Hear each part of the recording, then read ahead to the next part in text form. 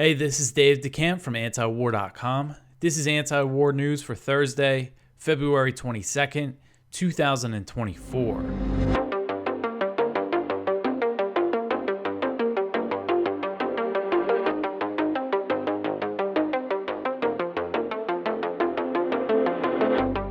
All right, the first story at the top of antiwar.com today: Israel intensifies airstrikes on Rafah. So Israel intensified airstrikes in Rafah on Wednesday as Israeli officials are threatening to invade the city, which is packed with an estimated 1.5 million Palestinians. So Reuters reported that the Israeli bombardment in Rafah killed over a dozen members of the same family. That's the Al-Noor family in strikes on a building. And that includes a 1.5-year-old girl who was killed in the strikes. At the site of the bombed house, Palestinians were actually criticizing the U.S. for vetoing the ceasefire at the UN Security Council and just for its support of Israel in general, the U.S. support for the massacre that's happening inside Gaza. So I thought that was interesting. And this is, again, according to Reuters. They quoted someone named Yusuf Sheikh Al-Eid, who said, quote, "Since October 7th and until this moment, the U.S. has been supporting Israel with rockets, aircrafts, and tanks.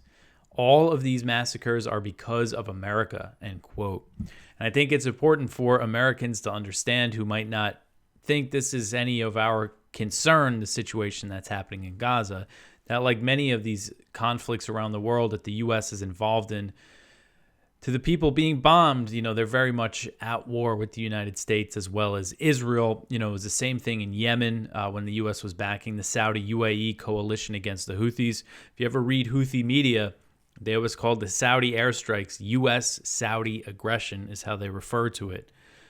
So Gaza's health ministry said that a total of 118 Palestinians were killed in Gaza from February 20th to the 21st, and that includes Rafah and elsewhere. And that brings the death toll up to 29,313, with 69,333 others wounded. So a huge number of wounded Palestinians, and about 2/3 of the casualties are women and children. And again, this doesn't include the thousands of people who are missing and presumed to be under the rubble. So Israeli officials also said that they intensified operations in the nearby city of Khan Yunis, where Israeli forces are fighting Hamas on the ground. Fighting also continues up in northern Gaza, where the Israeli Defense Forces said one of its soldiers was killed on Wednesday. Israeli Defense Minister Benny Gantz has threatened that Israel will invade Rafah by Ramadan, which begins on March 10th, if Hamas does not release the remaining Israeli captives. If Israel launches a full-scale invasion of Rafah, it'll be a massacre because of just it's just packed with people, with civilians living and sleeping on the streets. And so Gantz is saying that we'll invade if there's no hostage deal, if they don't release hostages. Right now, the prospects of a deal being reached don't look very good, although Gantz did say on Wednesday that there are early signs of possible progress. But that's just Gantz.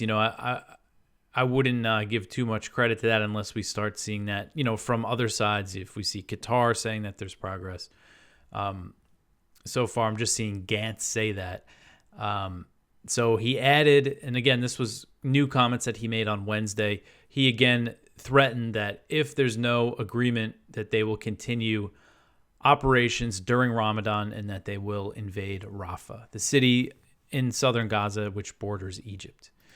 All right, so the next one here, asked about Palestinian kids, Representative Andy Ogles says, kill them all. So there's a clip going around online of Representative Andy Ogles. He's a congressman from Tennessee, Republican.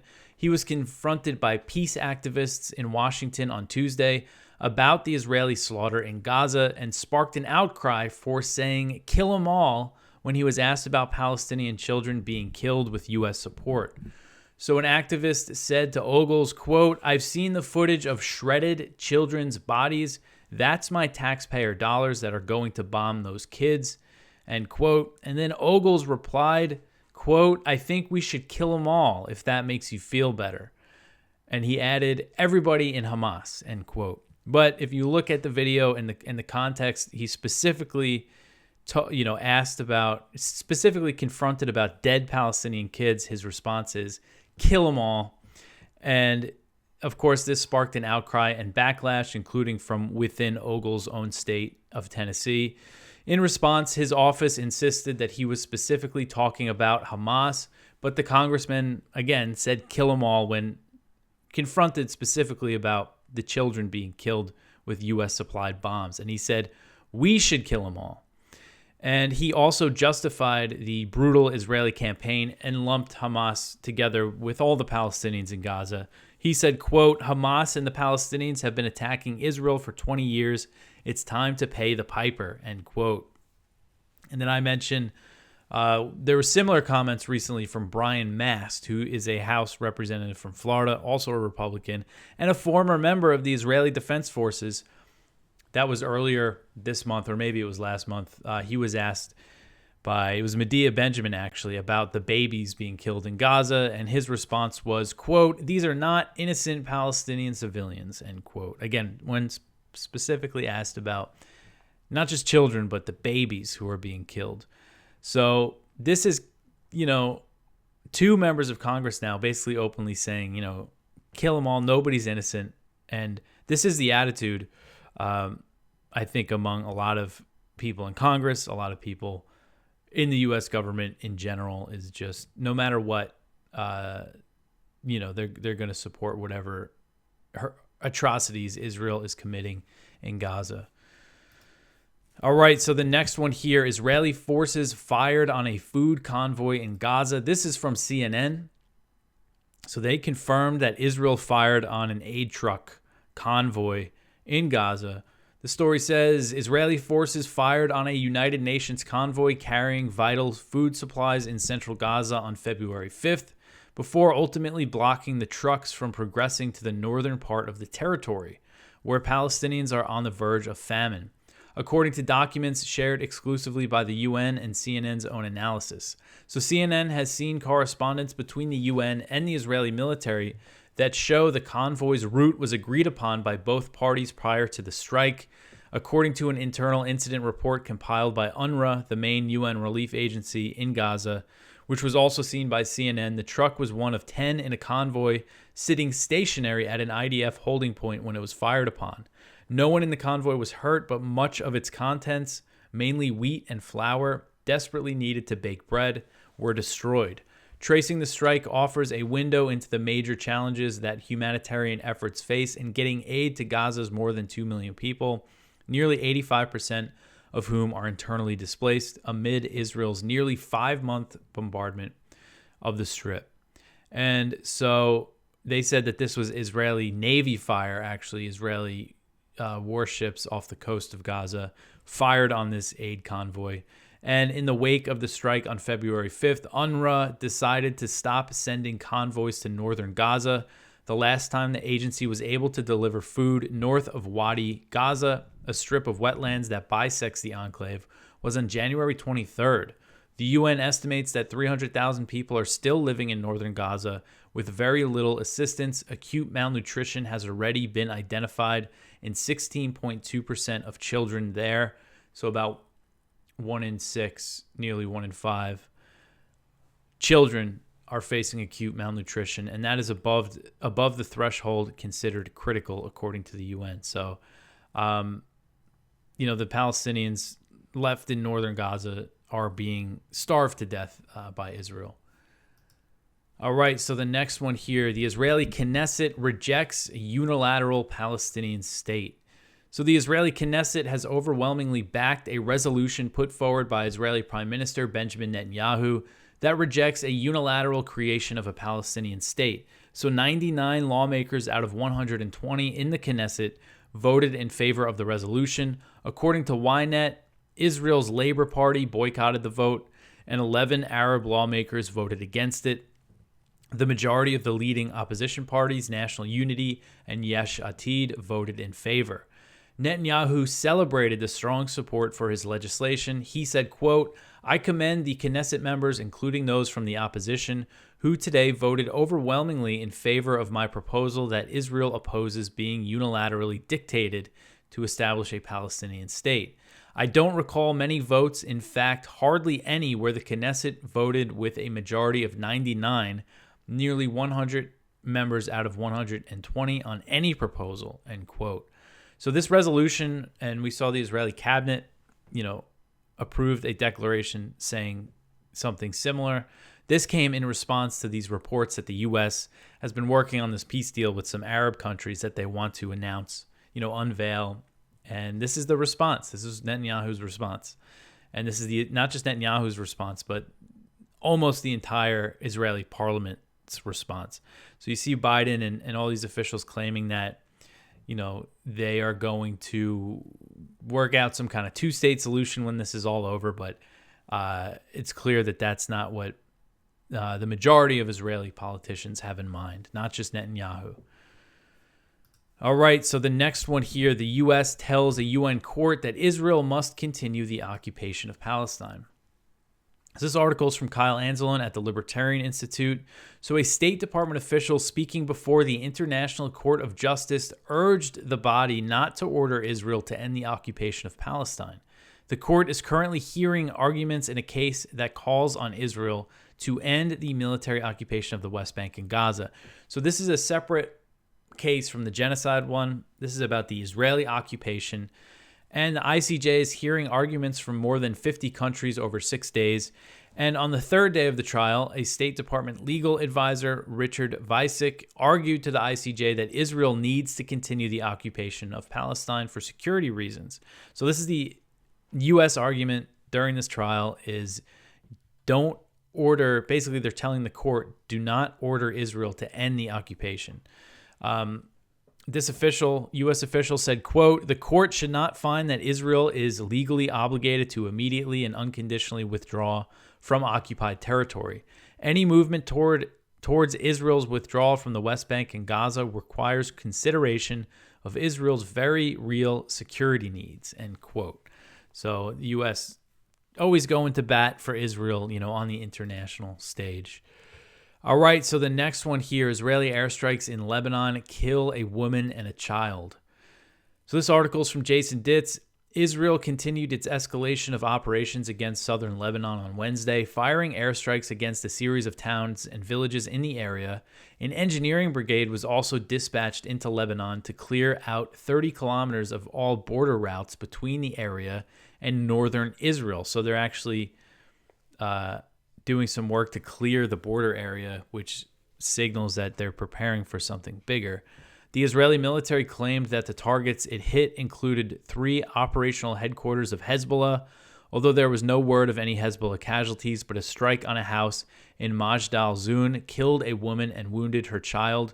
The woman was identified in reports as Khadija Salman. A second unidentified girl was also reported slain in the strike. So this continues. Hezbollah responded to the latest day of strikes with rocket fire of their own, hitting the kibbutz of Metula. A house was hit in the kibbutz, but no casualties were reported on the Israeli side. Hezbollah reported that it was attacking military installations in the area in response to Israeli attacks on civilian homes. So the latest round of attacks came a day after Israeli Defense Minister Yoav Gallant bragged that Israel could hit any corner of Lebanon that they wished.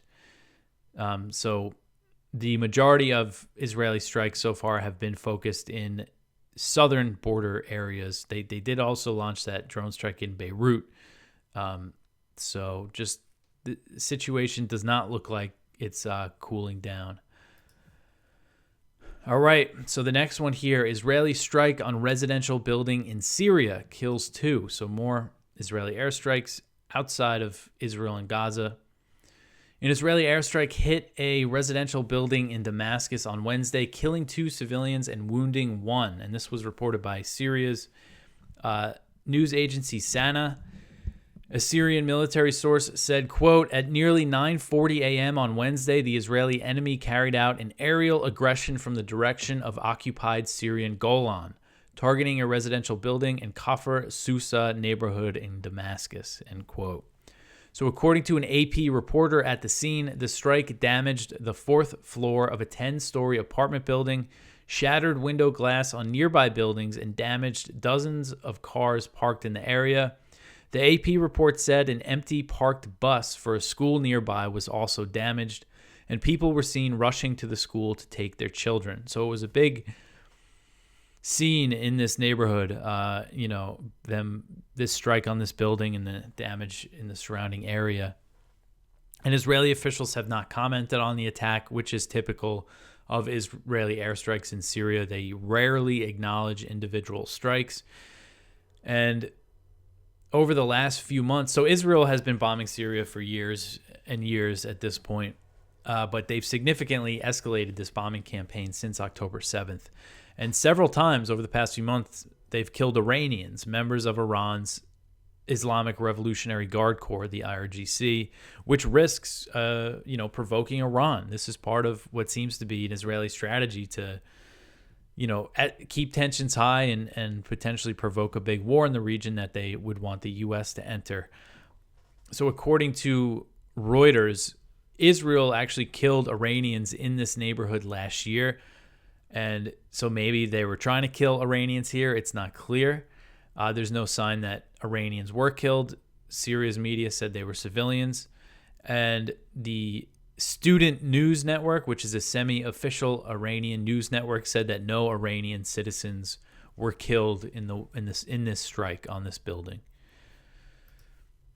All right, so the next one here, China steps up patrols near the Kinmen Islands. So the Chinese Coast Guard is stepping up patrols near the Taiwanese-controlled Kinmen Islands following an incident involving Taiwan's Coast Guard that ended with 2 Chinese fishermen drowning. This is something that happened last week. I've been meaning to cover it for a while, but so the Kinmen Islands, if they sound familiar, that's because the U.S. just recently sent troops there, military advisors. And again, these are Taiwanese-controlled islands on the coast of mainland China, about 3 miles away from the Chinese city of Xiamen. I mean, that's how close this is to the mainland. I mean, it's on the mainland. So anyway, so last week, Taiwan's Coast Guard said that a Chinese fishing boat entered prohibited waters off Kinmen, and they're known as Quemoy Islands in the mainland. The Taiwanese Coast Guard claimed that the fishermen refused a request for an inspection and that their boat capsized as they tried to flee the area. A total of 4 people were on the boat and 2 were pronounced dead from drowning. And after the incident, the Chinese Coast Guard said that it would start regular patrols in the area. And China followed through on that statement as Chinese Coast Guard officials briefly boarded a Taiwanese cruise ship for an inspection on Monday, again in this area. And the next day, Taiwan said that it drove away Chinese Coast Guard vessels that entered waters near Kinmen. So these tensions around these islands come after we learned, thanks to reporting in Taiwanese media, that the U.S. deployed an unspecified number of military advisors to the islands. And when I first reported this, I asked the Pentagon about it, if they could comment on it, and they declined to comment. They did not deny it. They basically gave me the stock answer when you ask them about U.S. military operations in Taiwan. Since they're so sensitive, they don't officially acknowledge them. And I just got basically the stock answer that, oh, well, the U.S., we support Taiwan, blah, blah, blah, blah, all that. So it was not a denial. And then I saw a few other Taiwanese media outlets reported on this, saying that there are U.S. Army Green Berets on these islands, which is just insane. Because if there is a China-Taiwan war, this is going to be the opening battle, is Kinmen.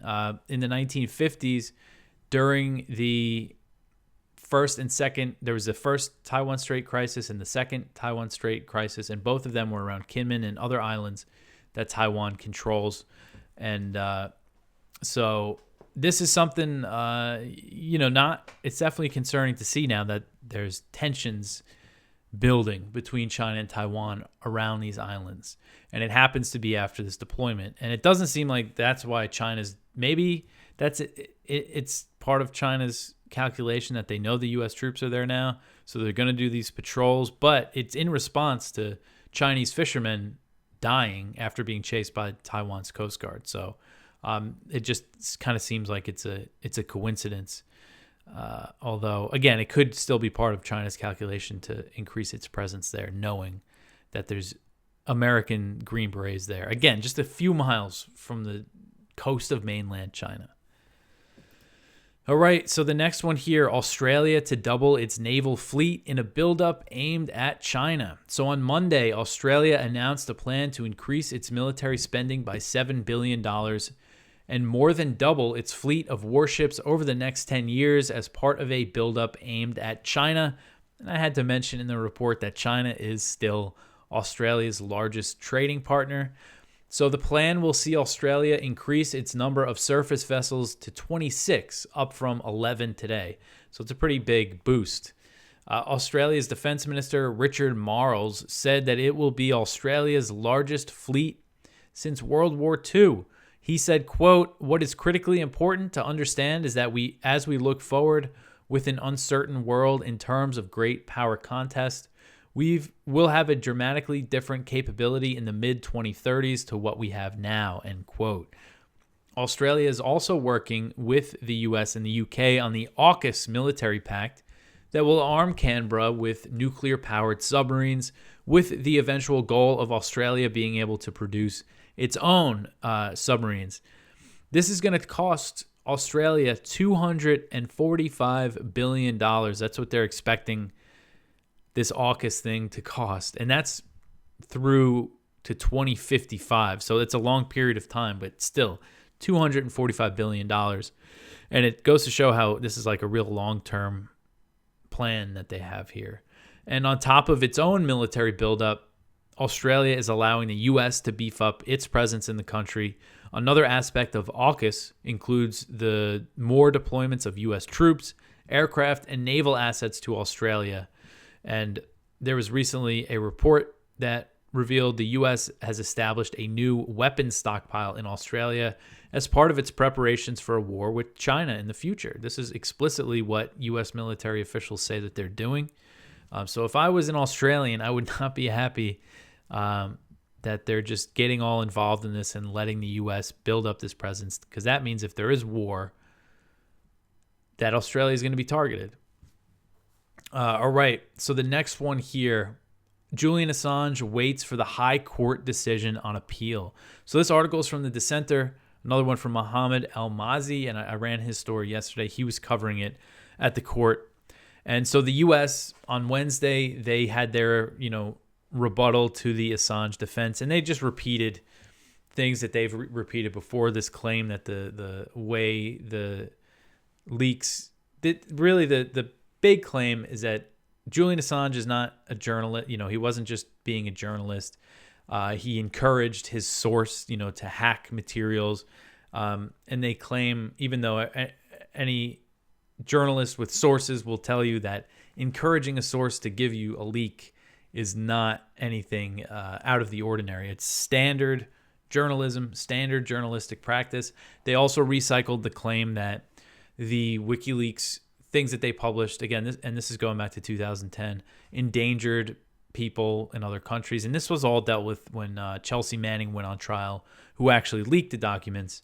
And they found no evidence that anybody was killed as a result of what WikiLeaks published. So anyway, the main thing here is that they went through the 2 days of the hearing, and Assange is going to have to wait on the decision. The High Court did not issue a decision. They reserved their judgment for a later date, and it could be days or weeks before they grant or deny Assange's request for an appeal hearing. Now, this is something I didn't have right, or I didn't realize, is that this is a request for an appeal hearing. So if the court grants that request, then there's going to be the actual appeal hearing. But this is, as far as his defense says, the last chance that they expect. This is the last chance. If the court denies his request for an appeal, that means extradition. I think the last resort that they have is some sort of European human rights court, but I can't see the UK, if they're determined to extradite him, really caring about that. So we'll see. It's not clear. Could be in a few days, could be in a few weeks, could be in a month before they actually make this decision. But in the meantime, I think we should annoy our representatives in Congress about this. Try to get more people aware of it. I know Thomas Massie is really good on it. And on the first day of the hearing, he posted a letter that him and about 15 other members of Congress sent to Biden telling him to drop the charges against Assange. That was back in November 2023 that they sent that. So hopefully, maybe more work could be done to get more people in Congress on the right side of this thing. I mean, 15, or I think it was 16, is not good. I mean, it's great that the ones that signed it did, but you need, a lot more than that. All right, so the last story here, Biden is close to sending long-range missiles to Ukraine. This article is from Kyle Anzalone, and it says that the White House is closing in on a decision to send missiles to Ukraine with a range of nearly 200 miles. And the problem is that they're discussing this weapon shipment, saying that they're probably going to send them, but they still don't have the money for the transfer. I'm sure that hasn't stopped them from sending things before, but they're still saying that they're out of money to arm Ukraine. And these are the ATACMS. These are the missiles that they can fire from the HIMARS rocket launchers. So there's different ranges on the ATACMS. This version can hit targets up to 190 miles. I know that the U.S. has given Ukraine some of these ATACMS that had a lower range, somewhere around 100 miles. And actually, they gave them cluster bomb variants of it, which is just insane. I mean, they've given them a lot of the cluster bomb artillery shells, but giving them longer range stuff with cluster bombs, just completely crazy. But this is now the next thing. Ukraine's foreign minister, Ukraine's prime minister, I know they've been pushing for this in meetings with U.S. officials. And, I think the U.S. is telling them, we'll probably give them to you, once we get that money, that $61 billion that they want to continue this thing for another year. All right, so that's it for the news for today. Please go check out our viewpoints, one from Medea Benjamin and Nicholas J.S. Davies. After 2 years of war in Ukraine, it's time for peace. One from Ted Galen Carpenter, refusing to admit U.S. foreign policy blunders. One from Chuck Morse, Defend the Guard Act, a constitutional imperative. I believe he's a member of the New Hampshire State Senate, and about the Defend the Guard Act. And that is what I've been talking about. It's at the state level, and if passed by a state, if it becomes law, it hasn't become law in any state yet, but it's passed a few chambers, one in New Hampshire, I know in Arizona as well. If it becomes law, it would prohibit the federal government from deploying the state's National Guard to a combat zone in an area where Congress has not declared war. Congress hasn't declared war since World War II, and they deploy a lot of National Guardsmen to areas like Syria, Iraq, Jordan, all the hot spots, Somalia. So this is something that really has teeth, a way of kind of decentralization to fight the war state, to fight the war machine. So I've been putting the link for the Defend the Guard phone bank in the description of the YouTube show and the podcast. So if you really want to do some activism that really can achieve something, you should go give it a shot. Anyway, the next one here from Andrew Coburn, Tears for Navalny, Assange, not so much. And then one from Brad Pierce, Ukraine's corruption has poisoned America. So that is it for me for today. Follow us on Instagram at antiwarcom is the handle. Twitter, same handle. Follow me on Twitter at DeCampDave. Share the show around. Tell your friends. There's one more show this week, so I will be back tomorrow. Oh, something I've been meaning to mention. I don't know how I haven't mentioned it yet. This weekend, I'm going to Mississippi to speak at the state Libertarian Party convention. So if there's any Mississippi libertarians out there that listen to this show, I will see you this weekend. That's on Saturday. Going to speak about all this craziness that's going on. It's been tough to narrow down the topic of my speech, but I think I got it all straightened out. Anyway, I'll be back tomorrow. Thanks for listening.